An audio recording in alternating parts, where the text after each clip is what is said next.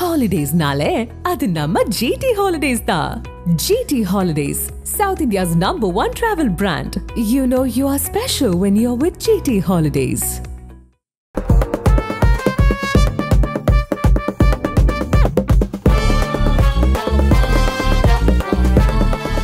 மலபார் ஜுவல்லரை பற்றி பேசணும். அந்த மலபார் ஜுவல்லர் ஏன் வந்து இவ்வளோ சக்ஸஸ்ஃபுல்லாக வந்தாங்கிறது இதெல்லாம் ஒரு அடிப்படை. சென்னை எடுத்துட்டிங்கன்னா உங்களுக்கு வந்து என்ன Kalyan jewellers, Bhima jewellers, Malabar jewellers அப்படின்னு ஆரம்பித்து அதில் வந்து ஒரு 6-7 வகையான கடைகள் மலையாளிகள். மலபாரோட இது வந்து அகமது அப்படின்னு பேர்.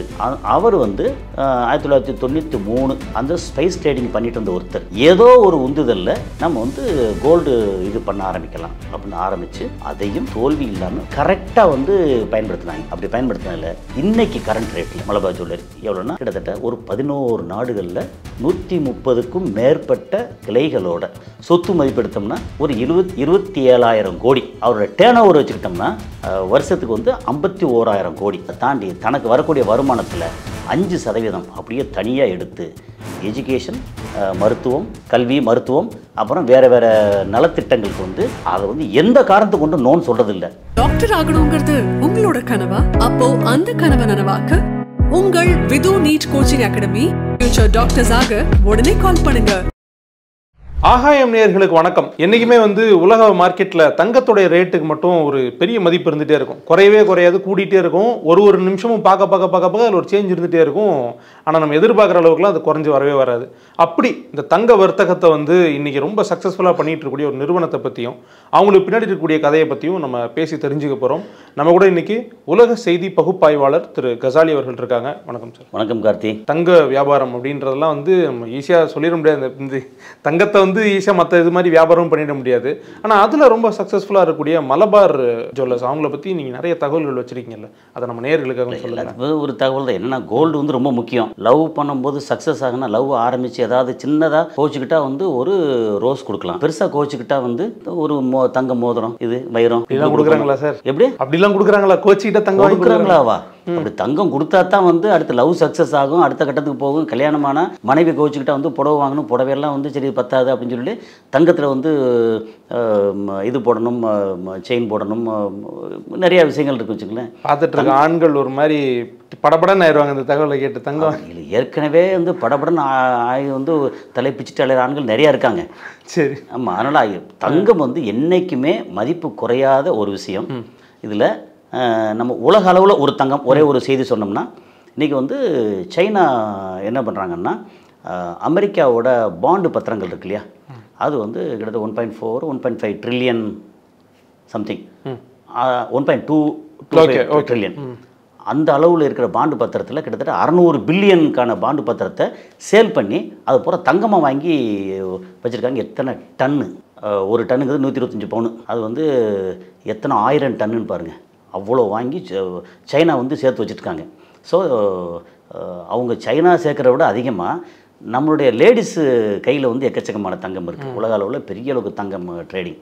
சரி, இப்போது தங்கம் வந்து எந்த அளவுக்கு வந்து அதிகமாக வந்து பெண்கள் விரும்புகிறாங்க, அவங்களுக்கான ஒரு சின்ன பாதுகாப்பாக ஒரு பெண்ணை பற்ற தகப்பன் வந்து அவங்களுக்கு வந்து நகையை போட்டு அனுப்புகிறாங்க அப்படிங்கிற ஒரு கலாச்சாரம் தானே. ஒரு 5 பவுன்லேருந்து ஆரம்பித்து 500 பவுனு கட்டிகள்லேருந்து இதில் எல்லாம் கொடுத்து ஒரு பெண்ணை வந்து பாதுகாப்பாக கல்யாணம் பண்ணி கொடுக்குறது அப்படிங்கிற நம்ம கலாச்சாரத்தில் தங்கம் வந்து ஒரு முக்கியமான பங்கு வகிக்குது. தங்கத்தை வந்து எனி டைம் வந்து அடகு வைக்கலாம், விற்கலாம், கஷ்டத்துக்கு இது பண்ணலாம்.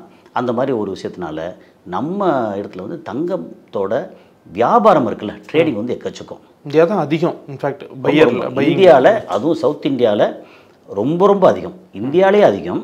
இந்தியாவில் நார்த்தில் வந்து பல ஸ்டேட்டு வந்து கொஞ்சம் ஏழைகள். ஜெனரலாக வந்து நீங்கள் வந்து குஜராத் எடுத்திங்கன்னா 5% மக்கள் வந்து சூப்பர் பணக்காரங்க, ஒரு 60-70% மக்கள் வந்து சூப்பர் ஏழைகள்.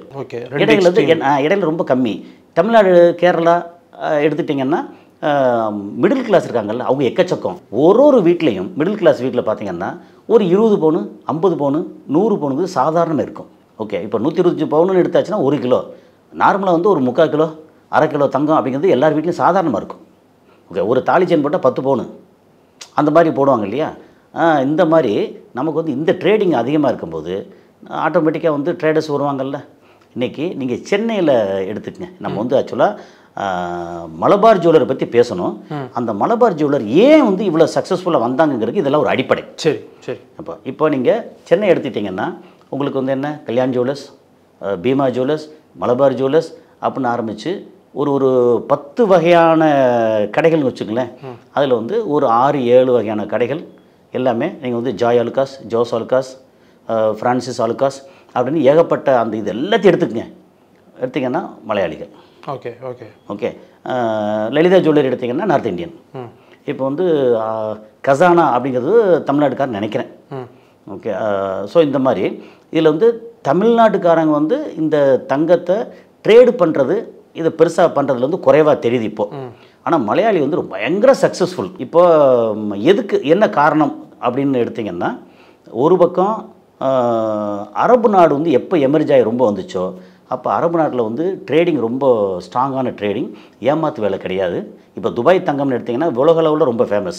916 அப்படின்னாலே கண்ணை மூடிட்டு துபாயில் தங்கம் வாங்கணும் அப்படின்னா கண்ணை மூடிட்டு வாங்கிடுவாங்க. சிலர் அங்கேருந்து வாங்கிட்டு வேற வந்து அதை பெருமையாக சொல்லுவாங்க துபாயில் வாங்கினது. துபாயில் வாங்கினா பியூரிட்டி. துபாய் தங்கமும் சிங்கப்பூர் தங்கமும் ரொம்ப ஃபேமஸ். ஓகே. இப்போ நாங்கள் துபாயில் இருக்கும்போதே தெரியுமே, அங்கே வந்து சேதாரமே கிடையாது தங்கத்தில், ஒன்லி செய்கூலி, எம்சி சார்ஜ், மேக்கிங் சார்ஜ் அப்படின்னு சேதாரமே கிடையாது. ஏன்னா அங்கே இப்போ முன்னாடி பேசியிருக்கோம், இங்கே வந்து செய்கூலி 4%, சேதாரம் வந்து 5% அப்படின்னு ஒன்று. சரி ஓகே, நான் செய்கூலி கொடுத்துட்றேன், சேதாரம் ஆச்சுல அந்த சேதாரத்தை நான் தங்கத்தை எனக்கு கொடுங்கன்னு ஒருத்தர் கேட்டார். இங்கேருந்து நடந்துச்சு. ஒரு வெளிநாட்டில் வந்து சேதாரம் 5% போடுறீங்கல்ல, அந்த சேதாரம் ஓகே நான் பே பண்ணுறேன், அந்த சேதாரமாகி தூசி வச்சுருப்பீங்கள்ல அந்த தூசி எனக்கு கொடுங்க அப்படின்னு கேட்டாங்க. செய்கூலி சேதாரம். அங்கே வந்து துபாயில் வந்து சேதாரம் கிடையாது. இந்த தங்கத்தோட இன்றைக்கி மதிப்பு என்ன, புல்லியன் மார்க்கெட்டு இன்றைக்கி மதிப்பு, அதுக்கு போக செய்கூலி அப்படிங்கிறது. இப்போ இங்கே வந்து அந்த காலத்திலேருந்தே, அந்த காலம் என்ன கிட்டத்தட்ட ஒரு 600-500 வருஷத்துக்கு முன்னாடி இருந்தே அல்லது 1000 வருஷத்துக்கு முன்னாடி இருந்தேன். ஈவன் வந்து சேரமான் பெருமான் 1400 வருஷத்துக்கு முன்னாடி இருந்தேன். மன்னர் காலத்திலிருந்தே கேரளாவிலேருந்து அப்படியே வந்து கப்பலில் அரபு நாட்டுக்கு ஈஸியாக போக முடிஞ்சதோ அவங்களுடைய வணிகம், அவங்களுடைய இது எல்லாமே தொடர்பு எல்லாம் வந்து அரபு நாட்டு பக்கம். தமிழ்நாடு இந்த பக்கம் உள்ள தொடர்பு வணிகம் எல்லாம் வந்து ஃபாரிஸ்ட் பக்கம், மலேசியா, இந்தோனேஷியா, சிங்கப்பூர் அப்படி இந்த பக்கம் போயிடுச்சு. இப்போ இங்கே வந்து வணிகம் அதிகமாக ஒரு கட்டத்தில் 1950க்கு அப்புறம் வந்து அங்கே வந்து ஆயில் கண்டுபிடிச்சி ரொம்ப பெருசாக வந்தோடனே, வியாபாரம் ஜாஸ்தி வந்தோடனே ஆட்டோமேட்டிக்காக மலையாளி வந்து எப்போவுமே வந்து நல்லா படிச்சிருப்பாங்க, டிகிரி முடிச்சிருப்பாங்க, பிஹெச்டி வரைக்கும் முடிச்சிருப்பாங்க. ஆனால் ஆஃபீஸில் போய் எல்லாத்துக்கும் சாதாரண பணிவிடை செய்யணுன்னா கூட செய்வாங்க. அந்த சான்ஸ் வர்ற வரைக்கும் வேலை செய்வாங்க. மலையாளி மாதிரி வந்து அவ்வளோ சின்சியராக வேலை செய்கிற ஆட்கள் வெளியில். ஆனால் அந்த மாநிலத்துக்கு போனால் வேலையை செய்ய மாட்டாங்க.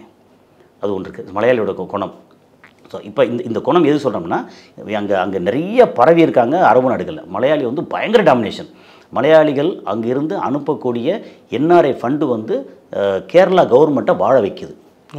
ஓகே. அவங்களுடைய மேஜர் இன்கம் அது வேறு, அந்த மாதிரி இருக்குது. அப்போ அங்கே வந்து நீங்கள் ஆலுகாஸ் ஜுவல்லரி இந்த மாதிரி ஒவ்வொரு ஜுவல்லரியாக ரொம்ப பெருசாகும்போது இந்த ஜுவல்லரியில் வந்து எப்படின்னா ரொம்ப 100% கரெக்டான நேர்மையான வியாபாரமாக, நேர்மையான பணமாக அப்படின்னா அதில் சொல்ல முடியாது.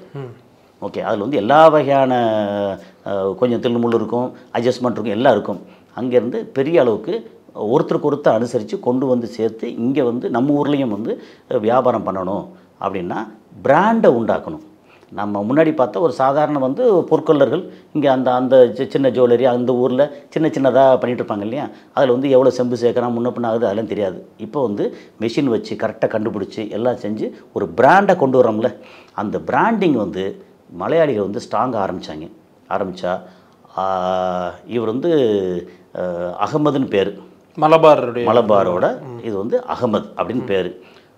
அவர் வந்து 1993 அது வரைக்கும் வந்து என்ன பண்ணார்னா ஸ்பைஸ் இருக்கு இல்லையா. ஏன் ஸ்பைஸ்ன்னு சொல்கிறோம்னா கேரளாவில் வந்து ஏலக்காய் நல்லா விளையும். அதுக்கப்புறம் அந்த எல்லா ரப்பர் தோட்டம், காப்பி தோட்டம் இதில் வந்து கொடி சுற்றி வந்து அதில் மிளகு நிறையா விளையும். கிராம்பு, மிளகு, இந்த இதில் வந்து இடுக்கி தாண்டி நெடுங்கண்டம் போனோம் அப்படின்னா அங்கே வந்து உலகத்திலேயே 2வது குவாலிட்டி, ஹையஸ்ட் குவாலிட்டி ஏலக்காய் உண்டு. ஏன்னா நான் வந்து அக்ரியை முடிச்சுட்டு அங்கே பெஸ்டிசைடு கம்பெனியில் ஒர்க் பண்ணும்போது அந்த ஏரியாவுக்கு நான் போயிருக்கேன். ஓகே. பூச்சி மருந்து கம்பெனிக்கு சார்பாக அங்கே போயிருக்கேன். போய் பார்த்தா அவ்வளோ அற்புதம். உலக அளவில் நம்பர் 2 குவாலிட்டி வந்து கேரளாவில் இருக்கிற நெடுங்கண்டம் திணிக்கும். அந்த நெடுங்கண்டம்ல இருக்கிற ஏலக்காய். அப்போ ஆட்டோமேட்டிக்காக அந்த ஸ்பைஸ் ட்ரேடிங் வருமா, அந்த ஸ்பைஸ் ட்ரேடிங் பண்ணிட்டு இருந்த ஒருத்தர். அப்புறம் ஏதோ ஒரு உந்துதலில் நம்ம வந்து கோல்டு இது பண்ண ஆரம்பிக்கலாம் அப்படின்னு ஆரம்பித்து அதையும் தோல்வி இல்லாமல் ரொம்ப சக்ஸஸ்ஃபுல்லாக அதை பற்றின டீட்டெயில் பேசினா அது ஒரு பெரிய டாக்குமெண்ட்ரியாக இருக்கும். அது தேவையில்லை. என்ன பண்ணார், அங்கேயும் துபாய் போனார். அவருக்கு ஒரு சப்போர்ட். ஏன்னா எப்படி பார்த்தாலும் இது வந்து ஒரு சாதாரண மனுஷன் வந்து இப்படி ஆரம்பித்தா உடனே பெரிய அளவுக்கு வந்து பேங்க்கெல்லாம் ஓடி வந்து சப்போர்ட்லாம் பண்ணிட மாட்டாங்க. பேங்க் எப்போவுமே நம்ம நல்லா ஓஹோன்னு வந்தால், நம்ம பாசிட்டிவாக நல்லா இருந்தால் பேங்க்கும் வந்து சப்போர்ட் பண்ணுவாங்க. இல்லை எப்போவுமே அப்படி தான். ஓகே, அதனால் தனியார் அரசியல்வாதிகள் அது எல்லா மாற்றத்திலும் இதெல்லாம் வரும் இல்லையா, அதெல்லாத்தையும் காசெல்லாம் கொண்டு வந்து அதை வந்து கரெக்டாக வந்து பயன்படுத்தினாங்க. அப்படி பயன்படுத்தினதில் இன்றைக்கி கரண்ட் ரேட்டில் மலபார் ஜுவல்லரி எவ்வளோன்னா கிட்டத்தட்ட ஒரு 11 நாடுகளில் 130க்கும் மேற்பட்ட கிளை. இப்போ நம்ம ஒரே ஒரு ஜுவல்லரி கடை வச்சுருந்தோம்னு வச்சுங்களேன், அதுக்கு ஆள் போட்டு வாடகை கொடுத்து கரண்ட் பில்லு கட்டி மெயின்டைன் பண்ணி சேஃப்டியாக பார்த்துக்கிட்டு அது வந்து இந்த கண்ணக்கோல் வச்சு ஓட்டை போட்டு உள்ளே திருடிட்டு போகிறது அதெல்லாம் தாண்டி எல்லாத்தையும் வச்சுருக்கணும். அது சரி, 5 கடை வச்சுருந்தா 5 கடைக்கு எத்தனை பேர், அதுக்கு ஒரு மேனேஜர், அது சேஃப்டி பார்க்கணும். 50 கடை வச்சுருந்தா அது வேறு, 100 130 அப்படின்னா அத்தனை இடத்துக்கும் சென்ட்ரலைஸ்டு. இப்போ இந்த இவர் வச்சுக்கோமே பெரிய பணக்காரர் இப்போ வச்சுருக்காரு. அவரோட சொத்து மதிப்பு எடுத்தோம்னா ஒரு 27,000 கோடி. 27,000 கோடி சொத்து மதிப்பு. அவரோட டேர்ன் ஓவர் வச்சுக்கிட்டோம்னா வருஷத்துக்கு வந்து 51,000 கோடி. மலபார் மூலமாக மட்டும், மலபார் ஜுவல்லரி மட்டும். ஸோ 27,000 கோடி அப்படின்னா ஒரு விஷயந்தான். ஒரு மனுஷன் வந்து இது கை நிறைய காசு இருந்தால் அதுக்கு நீ தான் எஜமான, கழுத்து வரைக்கும் காசு இருந்தால் அதுதான் உனக்கு எஜமான. இப்போ அந்த அகமது ஓகே தூங்க முடியுமா? அதாவது நல்லது கெட்டதை பார்க்கணும், கடைகள் எல்லாத்தையும் எப்படி போயிட்டுருக்குன்னு பார்க்கணும். அப்புறம் இந்த வருஷம் வந்து ட்ரேடு டெபிசிட் இருக்கா, பேலன்ஸ் இருக்கா, இல்லை சைனாக்காரன் வாங்கி குவிக்கிறானே நமக்கு என்ன ஆகும், அதை வந்து எதிர்காலத்தை வந்து ரொம்ப ஃபோர்காஸ்ட் பண்ணணும்ல, என்ன நடக்குன்னு. இந்த இதில் வந்து ரொம்ப இது ஒரு பக்கம் லைஃப் வந்து சுவாரஸ்யமாக இருக்கும். அடுத்து நம்ம இதில் என்ன பண்ண போகிறோம், நமக்கு லோக்கல் இங்கே வந்து போட்டி யார், லலிதா ஜுவல்லரியா, அவர் வந்து பார்த்தா வந்து எங்கே வேணாலும் செக் பண்ணுங்கள், செக் பண்ணுறது ஏன்ட்ட வாங்க, நான் வந்து குறைஞ்ச ரேட்டு தரேன் அப்படின்னு அவர் சவால் விடுறாரு. அந்த சவாலை மீறி இங்கே கடையும் ஓடணும். ஓகே, ஓடலைன்னா எந்த அளவுக்கு நம்ம வந்து எத்தனாவது இடத்துல இருக்கோன்னு பார்க்கணும். இப்படி 1008 விஷயத்தில் எல்லாத்தையும் ஆள் வச்சுருந்தா கூட அவரும் வந்து தூங்காமல் ஆர்வமாக எல்லாத்தையும் பார்த்தே ஆகணும். இந்த பார்த்தது வந்ததுக்கப்புறம் இதில் வரக்கூடிய லாபம் இருக்குல்ல, அந்த லாபத்தில் 5% அதான் ஒரு சிறப்பு.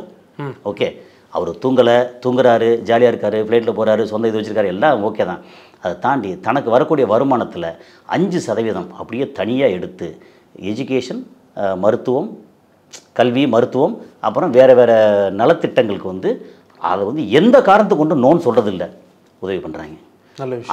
ஆமாங்க, அந்த உதவி அதான் பெரிய மனுஷன். எப்போ வந்து ஒரு சாதாரண மனுஷன் வந்து எப்போ பெரிய மனுஷன் ஆவான்னா, எல்லா பணக்காரனும் பெரிய மனுஷன் ஆகிறது இல்லை. ஓகே, இப்போது எத்தனையோ நடிகர் இருக்காங்க. விஜயகாந்த் மேலே ஏன் எல்லாருக்கும் வந்து ஒரு பெரிய மதிப்பு இது வந்தது, என்ன பிரச்சனை இருந்தாலும் இங்கே வாடா அப்படின்னு சொல்லி கூப்பிடுவார். நான் ரொம்ப கேள்விப்பட்டிருக்கேன்.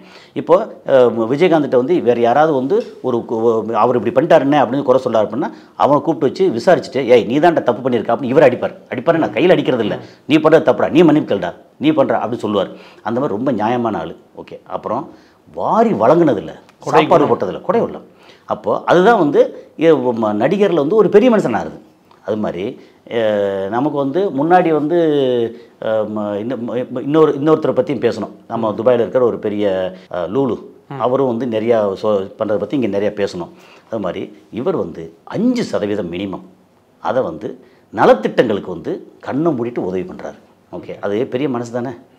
அந்த மனசு என்னென்னா, இது எது சொல்ல வரோம்னா, இங்கே சம்பாதிக்கிற அத்தனை பெரிய மனுஷங்களும் சக மனிதர்களுக்கு, ஏழைகளுக்கு, அவங்களுக்கு அந்த வளத்தையும் தன்னுக்கு வந்த லாபத்தையும் கொஞ்சம் பிரித்து கொடுத்தா, யாரையும் சோம்பேறி ஆக்க வேண்டாம். கல்வி கொடுத்தா அவங்க இப்போ வளர்ந்து பெரிய ஆள் ஆயிடுறாங்க. நாளைக்கு கல்வி கொடுத்த அங்கே இவங்க இதில் படித்த அந்த ஆட்களே இவங்க நிறுவனம், இவங்க சம்மந்தப்பட்ட யாருக்கோ அடுத்த வாரிசுகளுக்கோ உதவிகரமாக வரலாம் அப்படிங்கிறது தான். ஸோ இதனால் இவரோட இதில் வந்து வளர்ச்சி அப்படின்னா அந்த ஒரு அயராத உழைப்பு, அந்த ஆப்பர்ச்சுனிட்டியை வந்து எப்போ பிடிச்சிக்கணும்ல. அந்த ஒரு இதில் எப்போவுமே மேனேஜ்மெண்ட் தியரியில் ஒன்று சொல்லுவோம், ஸ்வாட் அனாலிசிஸ். SWOT, ஸ்வாட் analysis. Strength, weakness, opportunity, threat. அப்போ இந்த அனாலிசிஸ் வந்து எல்லா பிஸ்னஸ்மேனுக்கும், அது தங்கமாக இருக்கட்டும், பெட்டிக்கடை வச்சுருக்கட்டும், சாதாரணமாக இது இருக்கட்டும், ரோடு போடுற கான்ட்ராக்டாக இருக்கட்டும், இல்லை அரசியல் பண்ணுறவங்களா இருக்கட்டும், இல்லை சினிமா பண்ணுறவங்களா இருக்கட்டும், எல்லாருக்கும் இந்த ஸ்வாட் அனாலிசிஸ் அப்படிங்கிறது ரொம்ப முக்கியமான ஒரு வேதம். அப்போ இதை வந்து கரெக்டாக பிடிச்சி நமக்கு வந்து ஒரு ஆப்பர்ச்சுனிட்டி வந்து அரபு நாடு வந்து டெவலப் ஆகிட்டு இருக்கு. ஓகே, நம்மளும் அதோடு சேர்ந்து டெவலப் ஆகும் அப்படிங்கிறது. அது போக வந்து நமக்கு வந்து ஸ்ட்ரென்த் என்ன, நம்ம சக மலையாளிகள் வந்து நல்லா தங்கத்தை வந்து பண்ணுறாங்க, நம்மளும் சேர்ந்து பண்ண முடியும் அப்படின்னு. இதில் வந்து த்ரெட்டு அப்படின்னு வச்சானா, எப்படி வந்து இது வரைக்கும் குஜராத்காரங்க விட்டு வச்சாங்கன்னு தெரியல இந்திய அளவில், ஆனால் விட்டு வச்சுருக்காங்க. அவங்களும் டைமண்ட்லாம் நிறையா இது பண்ணுறாங்க. இந்த அளவில் வந்து பெரிய அளவுக்கு பிரான்ச்சஸ் வச்சு ஒரு 135 பிரான்ச் அளவுக்கு இவங்க டெவலப் பண்ணாங்கன்னா, அதை எப்படி இன்னும் கைப்பற்றாமல் இருக்காங்கன்னு தெரியல. ஆனால் கைப்பற்ற முடியல. ஆனால் இது அந்த த்ரெட்டு இதெல்லாம் தாண்டி அரசியல் சும்மா இருப்பாங்களா, அதையும் தாண்டி இவங்க வந்து வளர்ந்து நிற்கிறாங்க. வளர்ந்து நின்று தனக்கு வரக்கூடிய அந்த வருமானத்தை வந்து 5% நலத்திட்டங்களுக்கு கொடுக்குறாங்க. அதனால் நல்லா இருக்காங்க அப்படிங்கிறது தான் இவரோடது. ஓகே சார், நிறைய விளம்பரங்களில் கேள்விப்பட்டிருப்பாங்க மலபாரை பற்றி, இல்லை ரொம்ப பரபரப்பான கடை வீதிகளில் பார்த்துருப்பாங்க. ஆனால் அதுக்கு பின்னாடி இப்படி ஒரு ஸ்டோரி இருக்குன்றதை நீங்கள் சொல்லும்போது ரொம்ப இன்ட்ரெஸ்டிங்காக இருந்துச்சு. இந்த தகவலை பகிர்ந்துக்கிட்டதுக்கு ரொம்ப நன்றி சார். ரொம்ப நன்றி. Holidays-nale, adu namma GT Holidays da. GT Holidays, South India's #1 travel brand. You know you are special when you're with GT Holidays. Doctor ஆகணுங்கிறது உங்களோட கனவா? அப்போ அந்த கனவை நனவாக்க உங்கள் Vidhu NEET coaching academy future doctors ஆக உடனே கால் பண்ணுங்க.